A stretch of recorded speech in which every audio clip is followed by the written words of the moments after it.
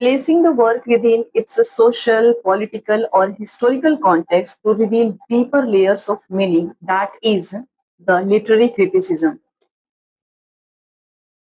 Hello everyone, welcome back to English with Shabnam ma'am.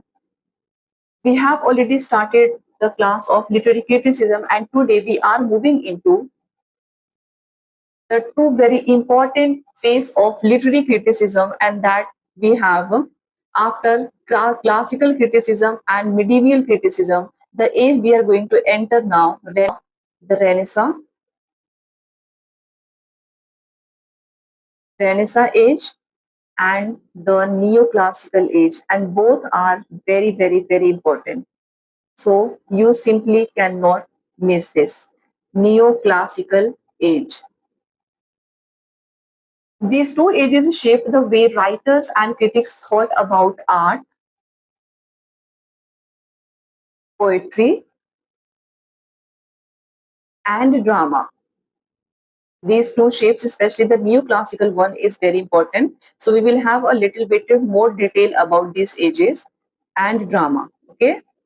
The Renaissance age, from 14th century to 17th century, it was a revived classical learning, humanism, and individualism. And critics in this age majorly focused on the creative power of the poet.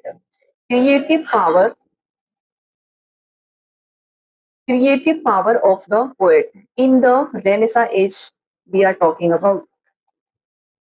And in neoclassical age, which was the time from 17th to 18th century, the major focus on they stressed on rules, decorum, order, imitations of classical models, and moral purpose. So these are the two main highlights of these ages that you must remember if you are really preparing for by literary criticism for all these two ages. Okay. So now let's start the class, everybody. But before starting the class, it's a request to everybody, do subscribe the channel and share to more and more students. And also now you can join the channel for extra study material support and guidance. And for the PDF and notes, you can simply join the Telegram channel. Everything is mentioned. The link is given in the bio and the description. You can simply join. Okay. Now let's start the class. So in the Renaissance age, which was the time we have time period 14th to 17th century. So in this age, specifically during the Renaissance, the literary criticism shifted from the religious focus to classical revival. Classical revival in the sense you can simply understand like this. The classical revival in the sense the critics of these ages, the writers, revived, rediscover of classical Greek and Roman text. Especially you can understand Aristotle's Poetics, the work which is very important, Aristotle's Poetic. So especially here it is mentioned, sparked debate on literature's purpose and function, that what should be the purpose of a literature as per the lens of literary critics. When they were reviving the Aristotle's Poetics, they were reviving Greek and Roman text. They were analyzing and they were now about to use in the Renaissance age. So this was their thought, this was their opinion that how and what should be the purpose and the function of literature specifically. So English Renaissance criticism rooted in this age majorly, they started focusing on humanism, which was aimed to define and justify imaginative nature. Imaginative nature. So not just the humanism, rise of humanism, which was they were now focused on man, nature, and reason. They rediscovered the Plato, Aristotle, Horace, and other classical thinkers, which they felt that they should be helpful. They should revived. Also, they seen literature as the very important mirror of life, and as an art form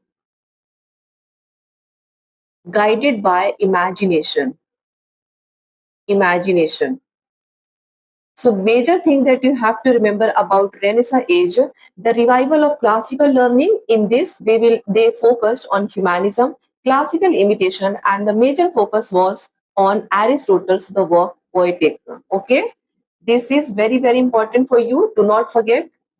Then, defense of poetry. After revival of classical learning, defense of poetry. In this, countering Puritan attacks. In England, literary critics often wrote in defense of poetry that they started defending poetry, which was attacked by Puritan figures like Stephen Gosson for being immoral. Since in the previous video, we have seen that how Plato, Aristotle, Horace, Longinus, and the many medieval writers, they were majorly focused on that a poet should focus on the moral behavior, the moral nature of a work. So the poem or the literature, you can simply say, they should have the moral lesson, that they should have something good, so that people while reading they can learn something good, they can become a good human being. So this is what they have a think, and this is what they hear now defending the poetry, because it was also Puritan figures they were attacking by saying this, that the poet, the poem, and the work of literature are getting immoral. Okay, then the second thing, teach and delight. Critics adopted the Horatian formula that literature should combine instructions with pleasure. The common Renaissance view was that poetry made learning with more delightful and therefore more effective. The work that is written in this age, after reviving the classical, they have now taken the lesson from the classical writers, classical critics. So now they are thinking that the work which is going to be written more should be more effective for the readers. Again, the same formula is here applying, that from the classical till we have now studying about the Renaissance age, the major focus all the writers is now saying and giving on the moral value, the moral lesson that is ultimate, that at ultimate play the role while shaping the human nature, while shaping the good human being. So this is what every critic is saying.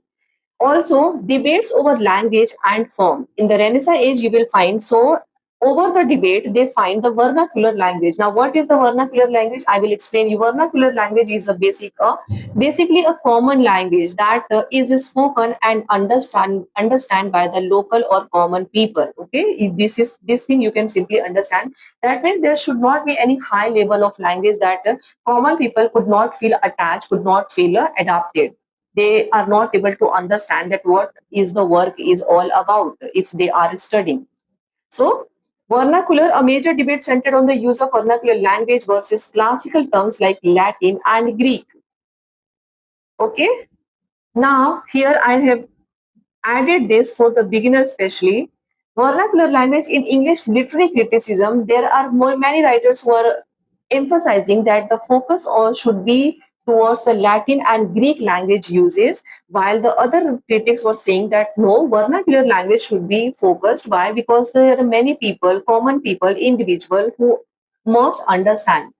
So in English literary criticism, vernacular language is the everyday informal language and dialect is spoken by ordinary people. Understand that everyday language, the way we speak at home, the way we speak with our friends, the way we speak, basically it is a very common language. There should not be any high level language, any tricky words, any difficult words, difficult phrases, which is ultimately you find difficult to understand. So this should be informal, not formal.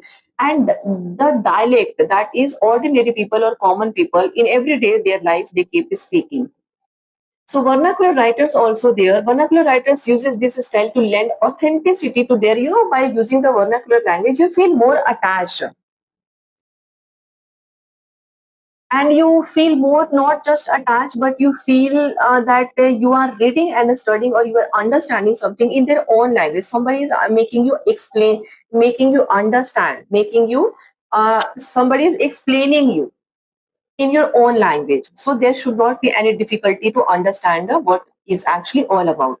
Here, Dante Alighieri, the Italian poet who wrote the Divine Comedy in Florentine vernacular rather than in Latin, helping to establish Italian as a literary language. So obviously, the people who are related to other parts of country, they were more related to their own language that were prevailing in their country. So the mixed response. But the major focus we will find in the Renaissance age, that the focus on the Renaissance In the Renaissance age, the use of vernacular language and the vernacular writers. So there we can find the mixed idea and opinion of the writers.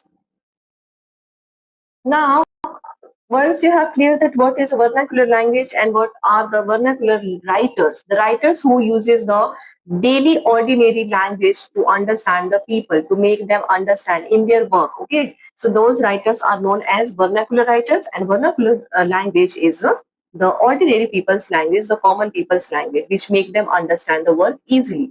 Now, in the Renaissance age, the first critic we have is Francesco Petrarch, who was an Italian scholar, poet, and diplomat born in Arezzo, Italy, who was also called the father of humanism.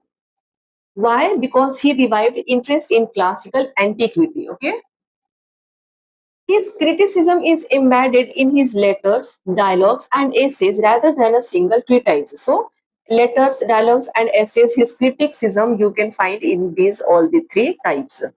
Major critical ideas that he gave us: humanism, imitation of the classics, poetry as a teacher of virtue, Latin versus vernacular. These are the ideas of Francisco Petrarch. In humanism, what he thought, he advocated a return to the study of classical Greek and Roman writers, especially.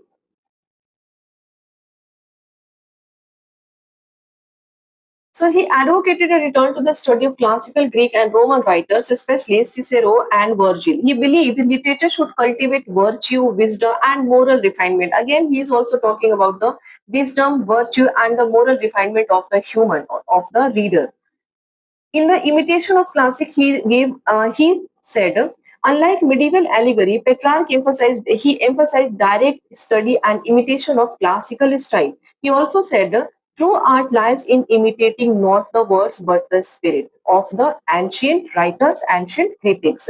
In the poetry as a teacher of virtue, what he said, that poetry should not only delight but also elevate moral character. Now tell me, who was the writer, who was the classical writer who said that poetry should be delight and instruct? Quickly comment your answer if you have watched the video. If still you have not watched, if you know the answer, quickly comment delight and instruct. Who said? In Latin versus vernacular, he said that preferred Latin for serious works, but also wrote in Italian. He's a canzonier. Unlike Dante, who fully defended the vernacular, Petrarch was torn between Latin prestige and vernacular expression. So I told you that there is a mixed response.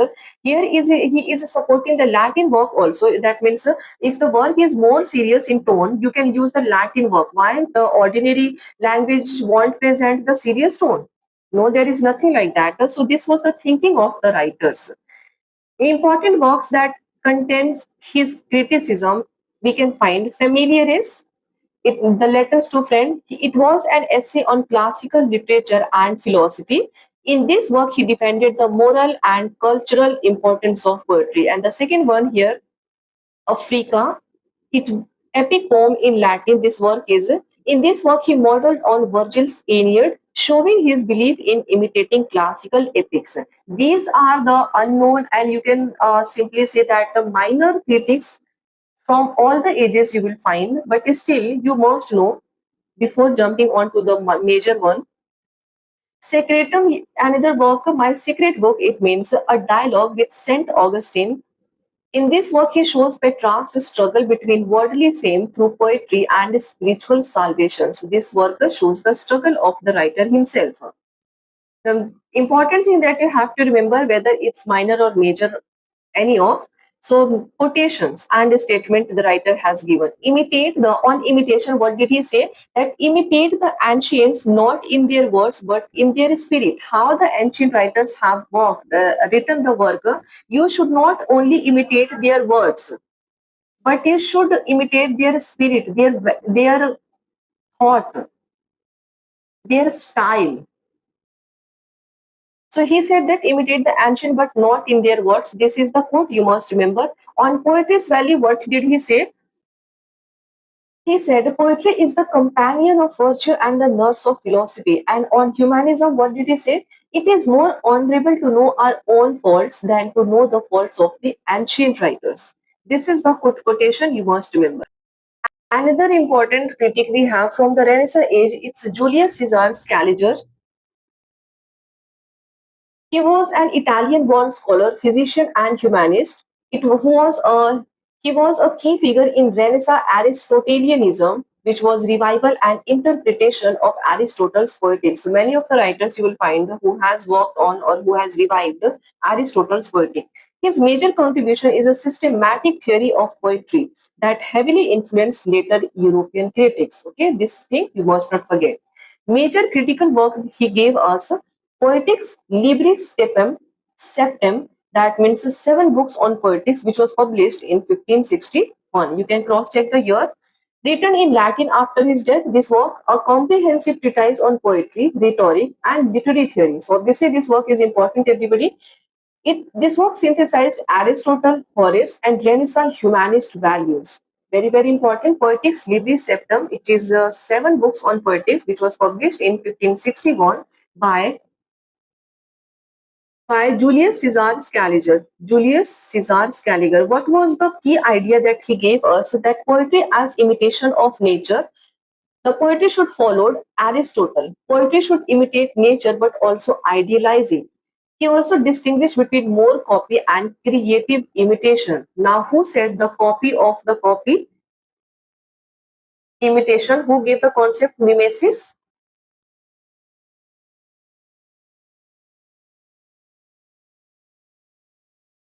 This is important, everybody. He shared his views and ideas on poetics, genres, and rules. Said that provided detailed rules for epic, tragedy, and comedy lyric. He also saw tragedy as the highest form of poetry, the way Aristotle suggested. He also emphasized decorum, that means fitting style and content for each genre. Poet as divine, he said, the poet is almost god-like in power. Poets are second only to God. He said this in Poetics book first. And he also criticism of Plato. He opposed Plato's banishment of poets. Remember now when Plato said that poets should be banished from the world. Why? Because they spread immorality in the society. They are spreading falsehood in the society. So he was against.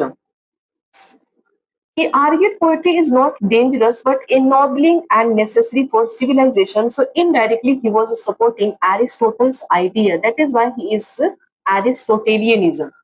I hope you got the point, everybody. Now, the most important writer, the most important critic of the Renaissance age, we are now going to study Sir Philip Sidney. Very, very important, everybody. Do not miss watch the video till end. He was an English poet, courtier, and soldier. He was considered the father of English literary criticism because the work he has given, which was supposed to be the first fully critical work in English literary criticism. He was died young in battle at the age of 31.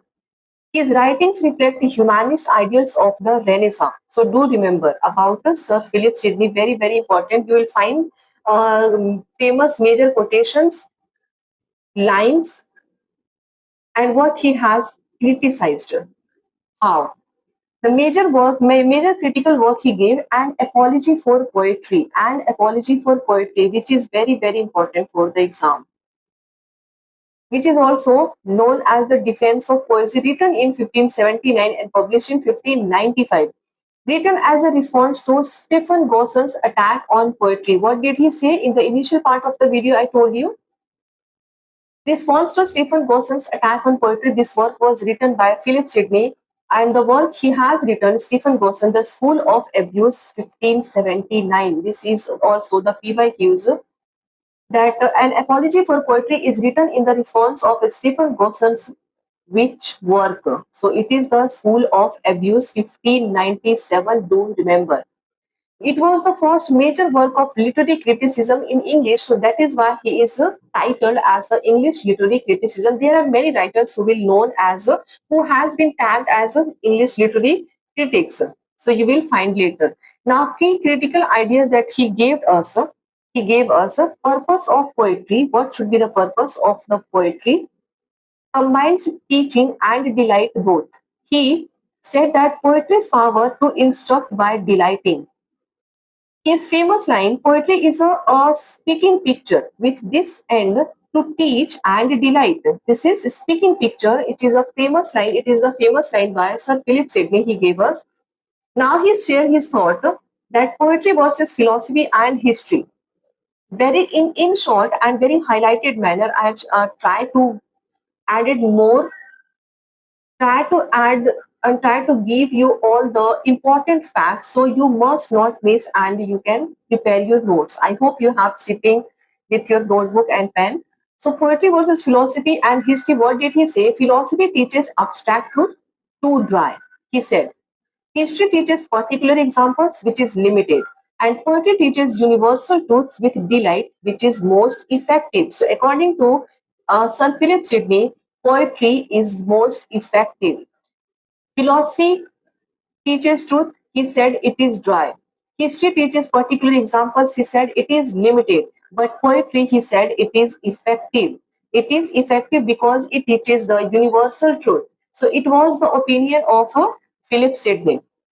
Also, on defense against Plato, what did he say? Plato banished poets for being false imitators. According to Plato, he is saying, Sidney replied, poetry is the least liar, since poets never claim their stories are true. They create what ought to be. So here, Philip Sidney is against Plato and defending poetry.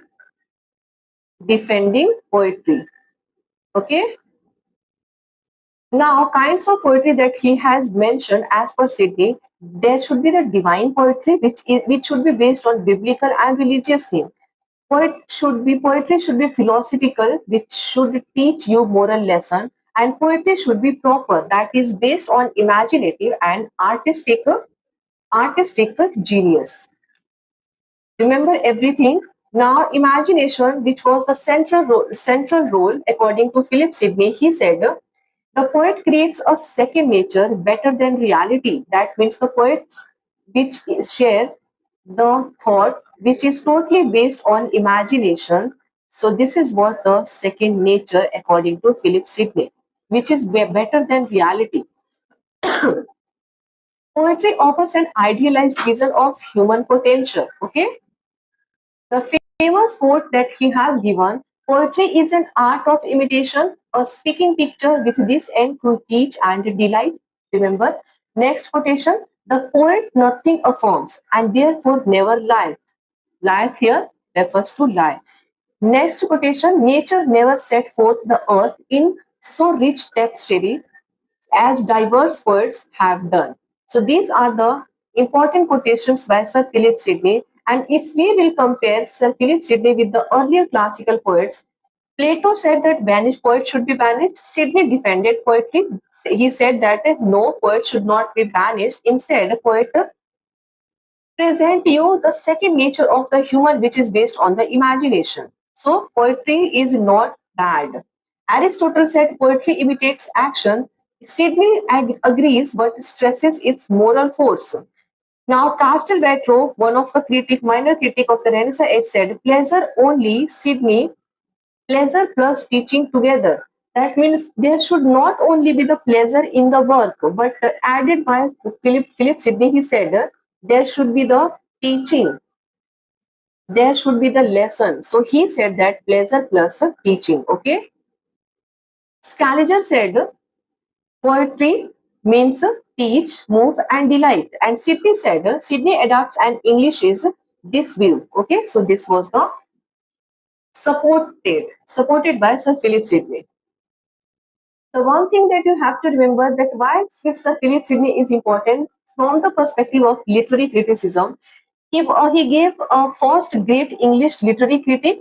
He gave a Renaissance humanist defense of poetry against moral religious attacks. He established the double purpose of poetry. That means there should be the teach plus delight. His defense influenced later English critics like Ben Jonson and John Dryden, and even the Romantic thinkers we will see later. What he has mentioned in defense of poesy, which is an apology for poetry, Sidney defended poetry as the noblest art because it teaches by delighting, combines philosophy and history, and creates a second nature through imagination. He responded to Plato's charges against poetry and became the founding father of English criticism. That is why Sir Philip Sidney is very, very important, everybody. Sir Philip Sidney, he was born on 1554 to 1586 and died at the age of 31. Was an English poet, courtier, and diplomat, and plus he was also a soldier. Celebrated as one of the most brilliant figures of the Elizabethan age. He was educated at Oxford and travelled widely across Europe. 31 age he was died from wounds received in battle. Sidney left behind enduring works such as Astrophel and Estella, the first great English sonnet sequence, and Arcadia, which was a pastoral romance. Okay, so remember every highlighted point about Philip Sidney and his landmark critical treatise, an apology for poetry, which is important in critical terms. Now, another writer we have Francis Bacon, who was an English philosopher, essayist, scientist, and statesman. He was known as the father of English prose and modern scientific method. Famous work he gave us Essays 1597, expanded this work in 1612 and 1625. And also the very important work for the exam, The Advancement of Learning and Novum Organum 1620, very, very important. Major critical works that you must not forget, The Advancement of Learning, in which he classifies knowledge into history, and Essays, in which he shows his mastery of prose style and reflections on human life. So these two works you can prepare for your exam. The critical ideas that he shared in these works, division of knowledge, Bacon divided human knowledge into three categories. The first one, history, that is relates to memory. Second, philosophy, that is relates to reason, and poesy, that is poetry, that is relates to the imagination. So here, what Sir Philip Sidney said is second nature of the human is imagination. Second nature of human is imagination. This is what here is saying. Poetry relates to imagination. Okay, remember these three categories of Francis Bacon. The role of poetry, according to him, should be that poetry is feigned history. Now, what is the meaning of feigned, everybody? Feigned history, a creative invention of the imagination. He praised poetry as a moral exalted form of knowledge because it creates what nature cannot. Poetry offers the shadows of reality but with greater beauty and meaning. How? Because people and poets share their imaginative ideas in the work. So, feigned history, we will do comment if you know the answer. Now, poetry versus history and philosophy.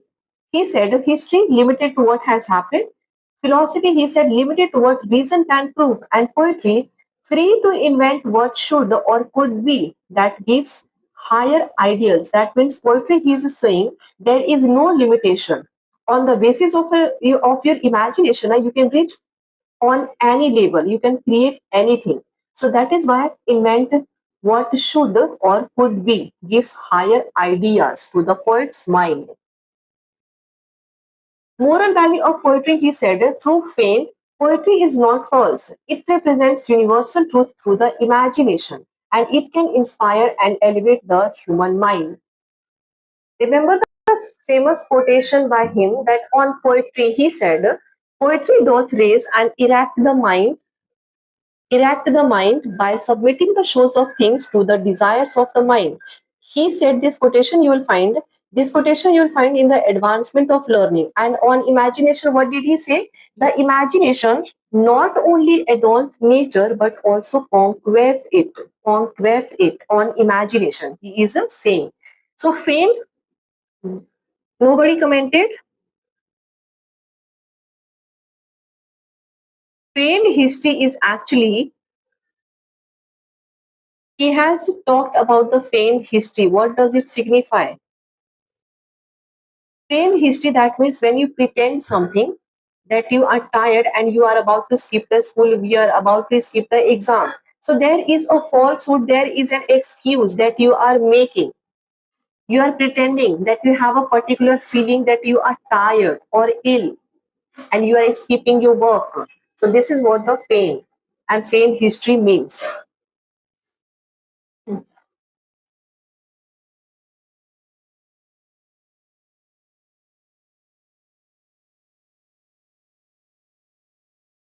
According to Francis Bacon, in his work Philosophical System, he said feigned history. Francis Bacon, when he mentioned feigned history, that means this term for poetry and other works of the imagination which he distinguishes from true history or the factual recording of events. So, in his work, The Advancement of Learning, Bacon classified the human knowledge according to the three faculties of the mind: the first, memory, imagination, and reason, and in which feigned history is assigned to the faculty of the imagination. Everything is mentioned, you can simply remember. Here you can understand simply that feigned history, a true history simply record events as whatever the happened in the past, but feigned history, however, serves a higher purpose by satisfying the human mind's desire for a moral ideal reality than what exists in the natural world. Feigned history, you can simply understand the imaginative idea that is not related to the any history or reality. Okay.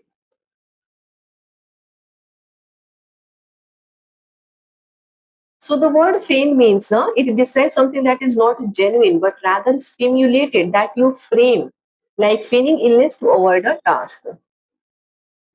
Another important critic from the Renaissance age, must not forget, it is Ben Jonson. It is Ben Jonson, who was an English dramatist, poet, and actor. He was considered second only to Shakespeare among Elizabethan and Jacobean playwrights.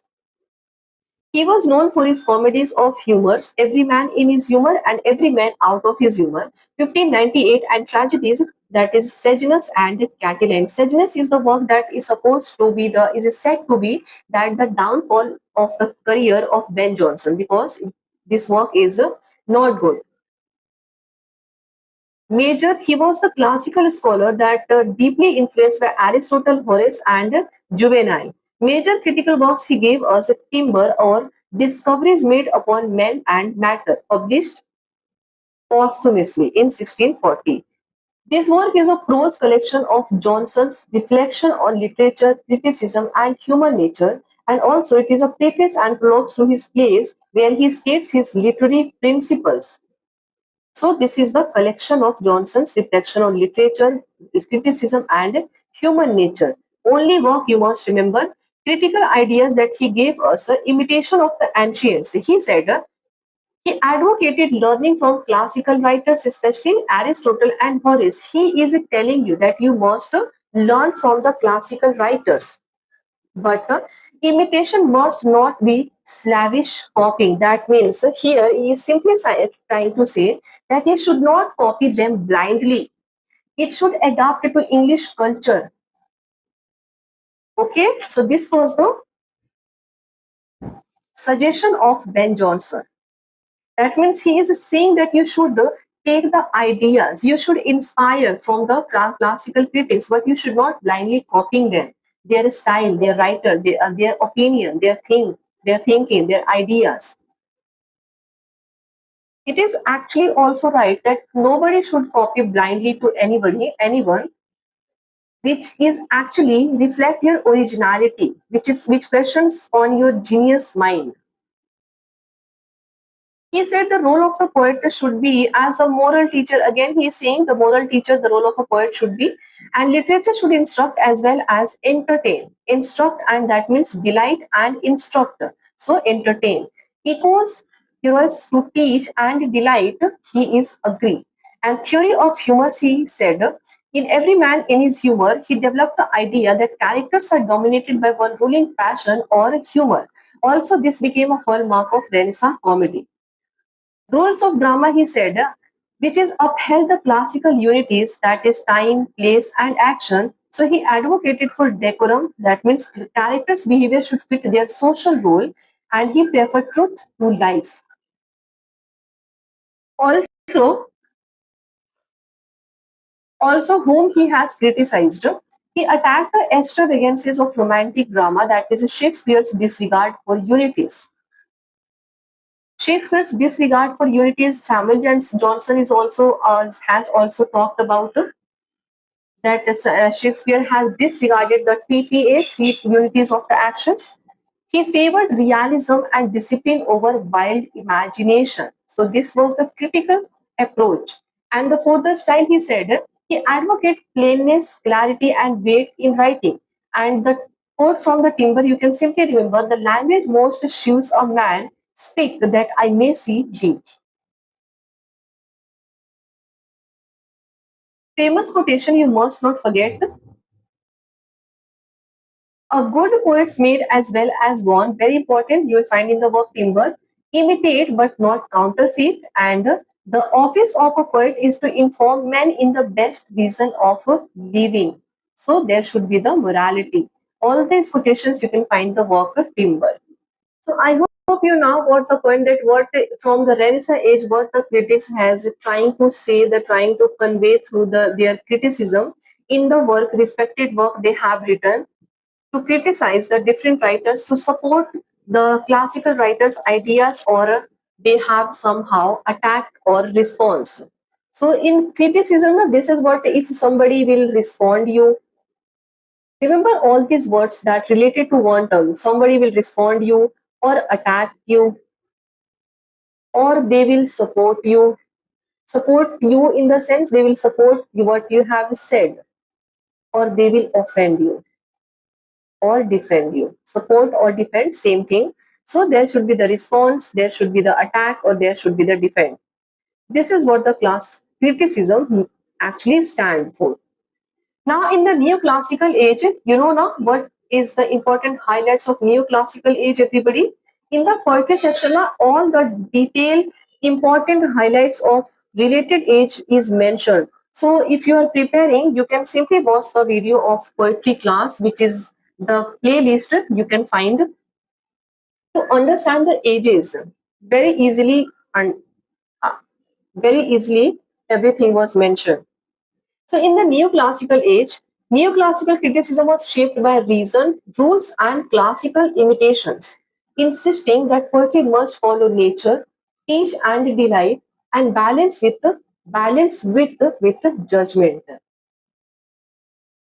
You will find reason, rules, classical imitation. In the poetry class, I mentioned that neoclassical age was majorly focusing on the imitating classical writers, and that is why they have been criticized very badly what they have done. Neoclassical age writers specifically, everybody. So its leading critics Dryden and Poe and Johnson, they created the foundation of English literary taste in the 17th to 18th century. So neoclassical age after the Renaissance age is very important. All the ages now after classical, every age is important in the literary criticism part. What were the features of neoclassical criticism? Imitation of the ancient critical critics, emphasis on rules. They were, they were not focusing on the individual mind, individual thought, individual common language, the way Romantic age writers have done. They were emphasizing the rules, especially the Aristotle's Poetics and Horace Ars Poetica. Purpose of literature to teach and delight, nature as a standard, decorum, balance of wit and judgment, and didactic tone. So, nature as a standard art should represent universal human nature.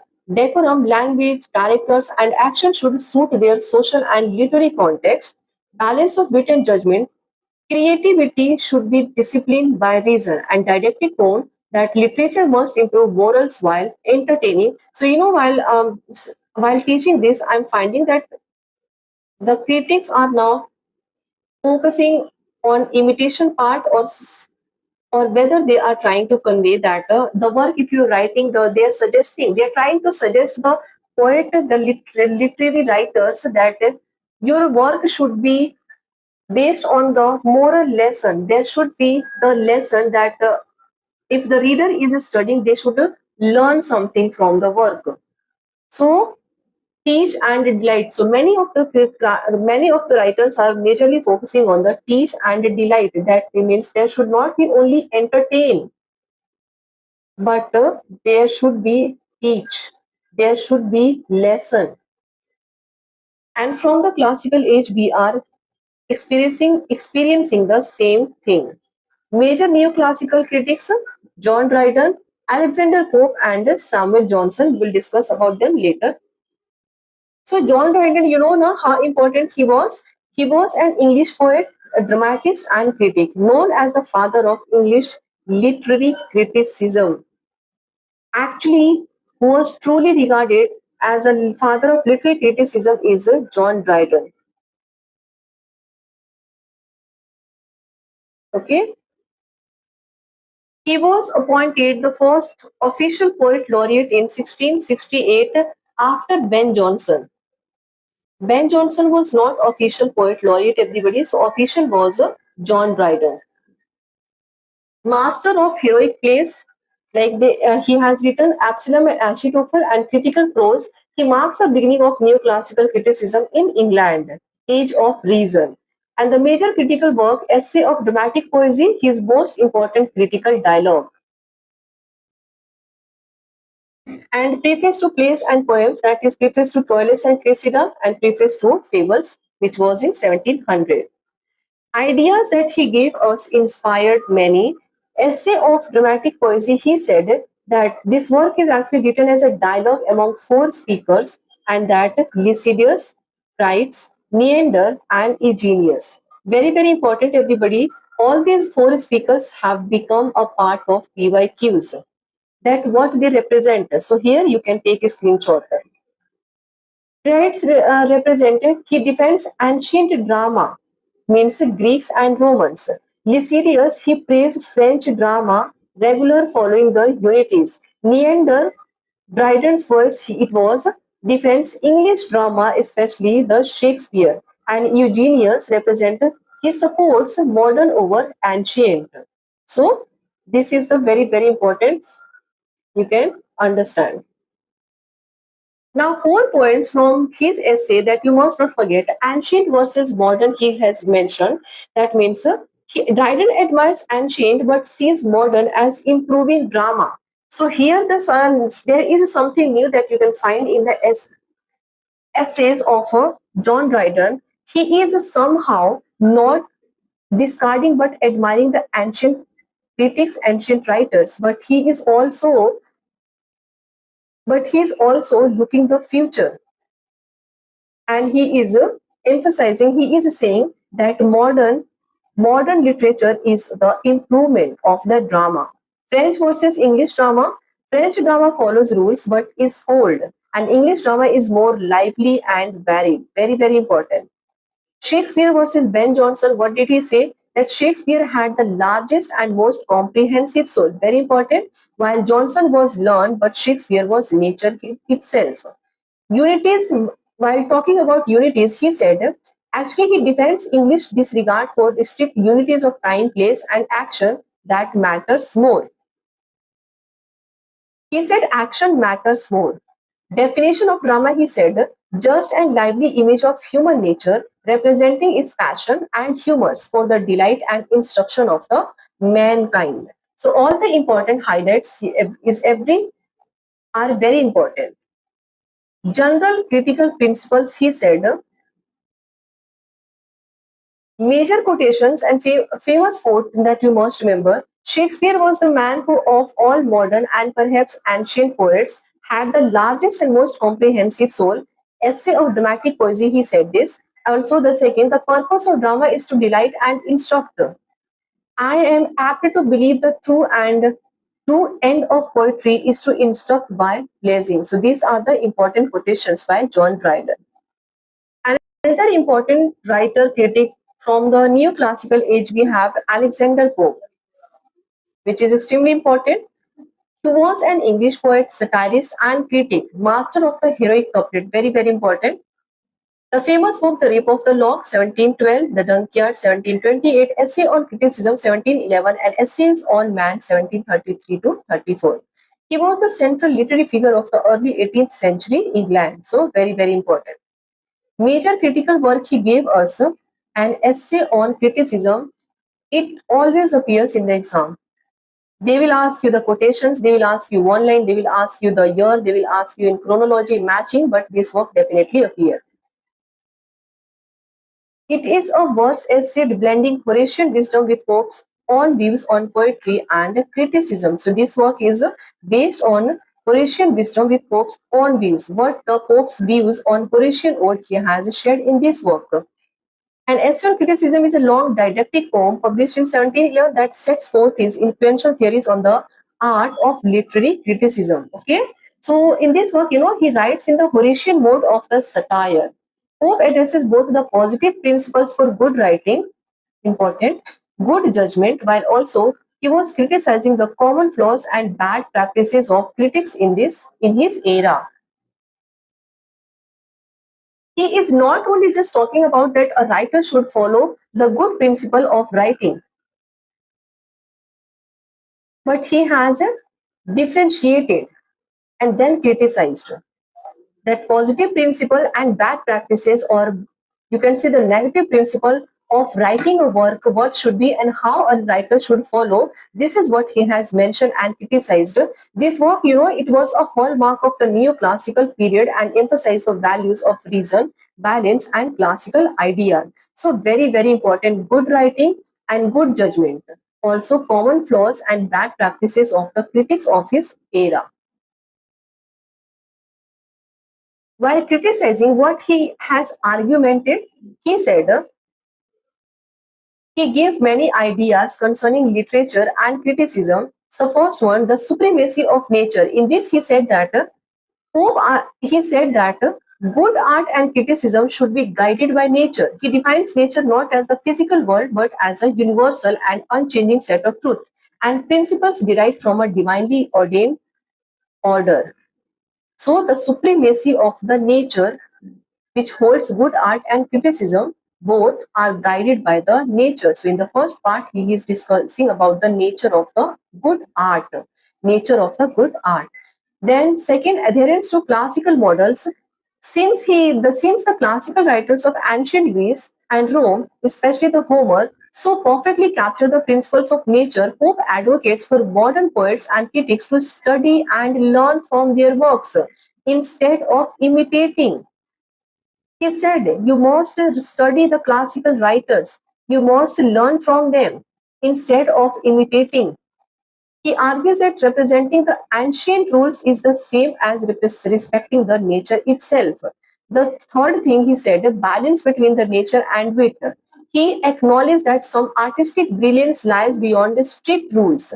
He calls this lucky license. Very, very important, everybody, but insist that it is only achievable by true geniuses who have already mastered the rules, not by inexperienced of arrogant writers. And he said, this idea is summarized by his famous line, true ease in writing comes from the art, not chances, as those move easiest who have learned to dance. Then he said, humility as a core value. He said, humility as a core value in this, according to Pope, pride is the chief source of bad judgment among critics. He is talking about the envy, the jealousy, the pride, arrogant that a poet holds. This leads you to write the bad work. So the ideal critic must be humble, deeply knowledgeable, and honest about their own limitations. Then the danger of a little learning. A little learning is a dangerous thing, always appear in the exam. So this has mentioned by him. Pope uses the famous metaphor of the Pyrenean spring to explain that shallow knowledge intoxicates the brain while drinking deeply sobers us again, which is the humility that comes from a deeper understanding.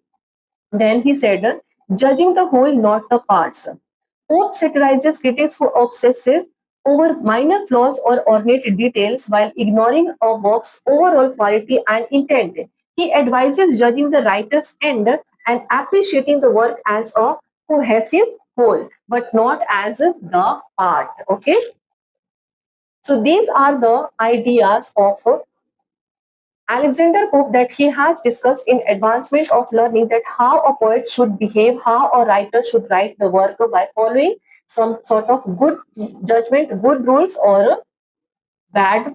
He discarded the bad rules, bad principles that lead your work for fail in the eyes of the reader. Okay. Remember the major quotations given by him. A little learning is a dangerous thing. Drink deep or taste not the parent spring. True wit is nature to advantage dressed, what of was thought, but never so well expressed. To err is human, to forgive is divine, and fools rush in where angels fear to tread.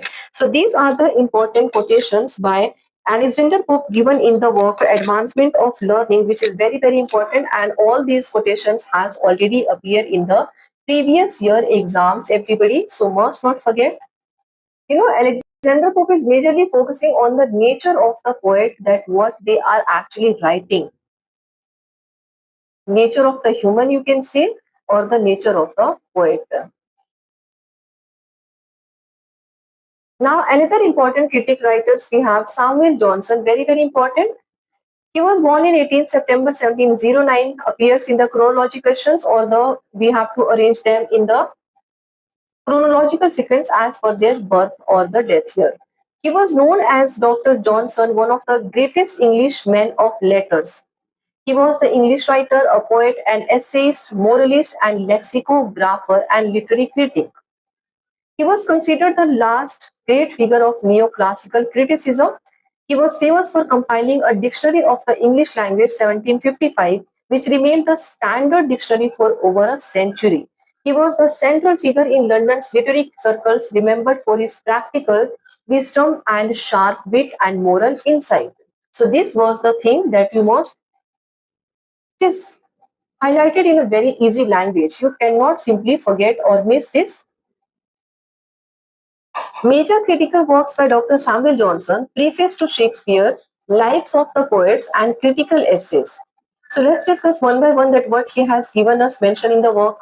Preface to Shakespeare, he has given us that. So the Preface to Shakespeare 1765, this work is actually written as an introduction to his edition of Shakespeare's plays. He has praised and he has criticized both Shakespeare. So, praised Shakespeare for his truth to human nature, and also he has defended Shakespeare and also he has criticized. So, three things you will find. He has praised Shakespeare for his truth to human nature. Characters represent universal passions and emotions, and also he has not only praised but defended Shakespeare against critics who accused him of not following classical rules. Against critics who accused him of not following the classical rules, the way we have unities of time, that Shakespeare has not followed the unities of time, place, and action. So many of the critics now has criticized Shakespeare by not following these classical rules given by Aristotle. But here, Shakespeare has been defended by Samuel Johnson. Johnson, how he has defended, he said that truth and human experience matter more than rigid rules. So he somehow defended nature of Shakespeare. And also how he has criticized that Shakespeare was carelessness in plots. He has mixed comedy and tragedy. And also, you find the indifference to moral lessons in some plays of Shakespeare. So here, he not just praised but criticized Shakespeare, but he has also defended.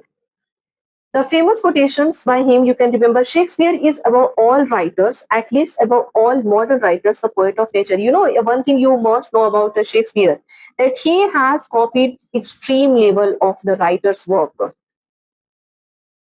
The major dramatist, the biggest playwright, he is known today because of the work, and you will find the sources that the writer's work, how he has copied. He has taken the reference, but the reference somehow become the copied, the imitation that he has taken, and that is why Robert Greene has said him as an upstart crow. Okay, because of his imitation. Now let's See that in Lives of the Poets, what Samuel Johnson has said. Lives of the Poets, it is a collection of biographical and critical studies of the 52 poets. It is the PYQs in my question, in my exam. So 52 poets, must remember how many poets? 52 poets, ranging from John Milton to his contemporaries. In this work, he has blended biography with criticism. He focused on each poet's style, their themes, and the moral outlook and their contributions. The Lives of the Poets, very important work. He has provided memorable judgments, that is, he praised John Milton's sublimity but criticized his lack of human warmth. And somehow he also admired Abraham Cowley's wit but noted his obscurity. He also emphasized that poetry should delight and instruct, that should be the moral dimension. So these are the highlights of the lives of the poets, that Samuel Johnson has criticized the lives of 52 poets. Also, Also, he established the biographical method in criticism, influencing later critics and historians of literature. It means these works, the life of the poets, is a biographical form. This is the actually biographical form. This the work is written. It has been criticized. Samuel Johnson has criticized the writer, but not only in the form of poet or any drama or any essay type, but this work is the biographical form. So this trend is started by Samuel Johnson. Okay. So here you can remember in preface to Shakespeare what Samuel Johnson has said. He said that he defended Shakespeare as a universal poet of human nature, and he has also criticized because of his carelessness in his plays and the plots. In Lives of Poets, you will find he has blended biography and criticism, stressing the moral and function of the poetry. Samuel Johnson remains the father of practical English criticism. Important, you can remember. Now let's see what are the key critical ideas by Samuel Johnson. So practical criticism, unlike Dryden or Pope, Johnson avoided rigid rules and emphasized common sense and practical judgment. So rigid rules were used in the neoclassical age, everybody.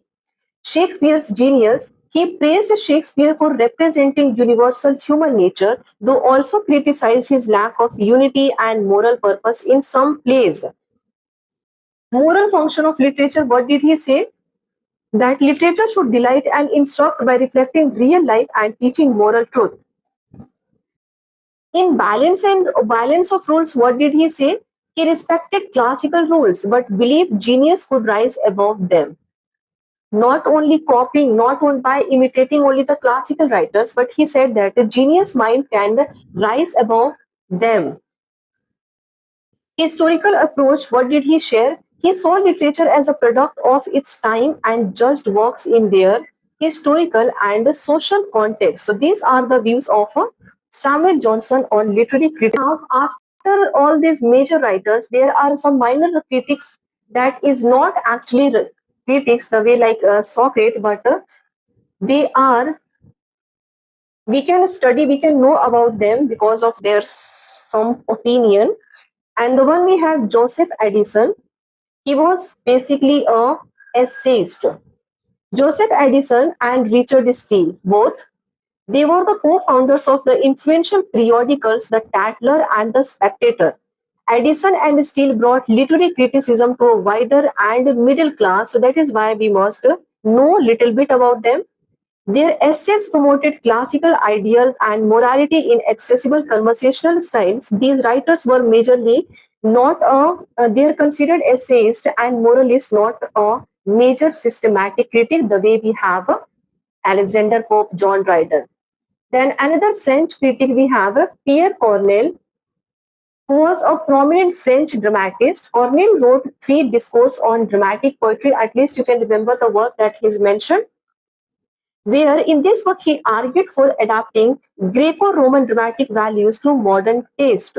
He defended the classical unities of time, place, and action, which strongly influenced English critics like Johnson. So these are the important critics of the Renaissance age and the neoclassical age, everybody. I hope you have understood the very easy language it has been used.